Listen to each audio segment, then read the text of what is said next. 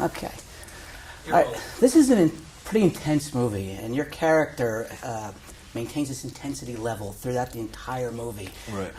Was that very strenuous as an actor to sort of maintain that level? You know, we shot the whole thing in 24 days, so not so strenuous, and we kept a kind of a momentum and a manic energy going to the way that we shot this. You know, it was all kind of handheld. It was kind of like guerrilla filmmaking, and so I loved that. You know, we kind of just lived it 24/7, and it was really exactly what I was looking for, because I was coming off of shooting Batman, which had been, you know, a whole kind of 7-8 months of solid shooting, a very stylized thing, and this was much more just to kind of get in there and mix it up and get messy style of filmmaking. And so I was enjoying that immensely. And with a character as good as this one, you know, he has this momentum that you just can't turn off. You know, it's all. And once you start behaving that way, actually, it becomes tricky to turn off yourself. You know, I could see that I was starting to freak some people out often on the set when the fact that he just wasn't going away. You know, freaked me out watching it. You know, you hear a lot about on-screen chemistry, but you guys really. I mean, if you guys had walked out in the street, you would think, oh, you guys are best friends. I mean, yeah. That was an amazing sort of way you guys played off each other in that movie. Did you know Freddie before that, or? I didn't know him. No, I mean, I met him. It was 3 or 4 weeks before we started filming. We did start hanging out a lot. We were all hanging out. I mean, for me personally, I had to kind of immerse myself in the Chicano culture, which is a culture that I'm not, you know, familiar with. Also with the military mind and adapting to that, and obviously Freddie and me had to be lifelong buddies and get that across. But you know what, you can achieve an awful lot in 24 days. You know, I mean, wars are won and lost in 24 days if you can bond. You know, you can get that kind of closeness in that amount of time, especially when you're sitting cooped up in a little car in LA.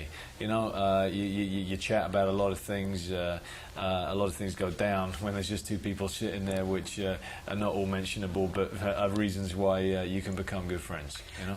Now, one thing that really impressed me about the movie, I mean, the acting was superb, but your accent. I mean, when Americans try to do British accents, they usually fail miserably. But you nailed that sort of, you know, East LA kind of right. attitude there. Did you have a coach or what? No, there was no coach, but well, you know, there was a coach. I had the real deal. You know, we had many ex-gang members who were helping us out, who were just kind of telling it. They would just sit with me and we would just drink, and smoke or whatever, and just kind of chat, and they would talk to me about it, and I would talk back and just start to understand, you know, where they were coming from and their whole way of thinking. And then there was one particular guy, Emilio Rivera, who was an actor in the movie. He's the one in the bar who I go to sell a piece to, and he ends up on the floor, you know, gushing blood. And he in particular kind of would come and he would just kind of go through the dialect of the streets and tell me that, and I kind of took that and then kind of made it a little bit something else, because you know, he's a foster child of the Chicano culture. He's not actually of it, you know.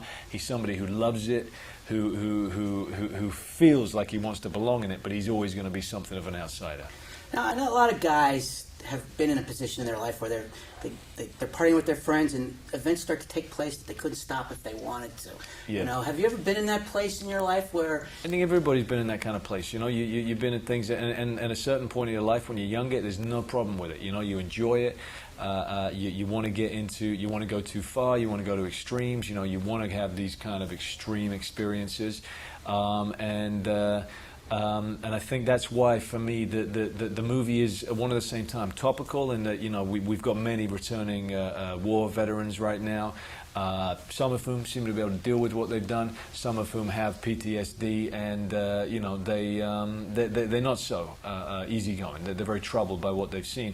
But it's also timeless in terms of the friendship. And like you said, there are times when, with yourself, you have to let go of a former self if you're going to actually move on, and everybody must. Everybody changes all the time. Everybody morphs.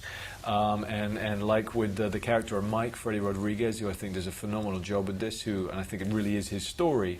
It's his story of this great friend, this fantastic buddy, who he has to let him go. And ultimately, Jim is just so relentless and such a charismatic and forceful character that when he lets him go, it's in a very extreme manner. Great. Well, thank you so much. Sure. I appreciate it. Thank you.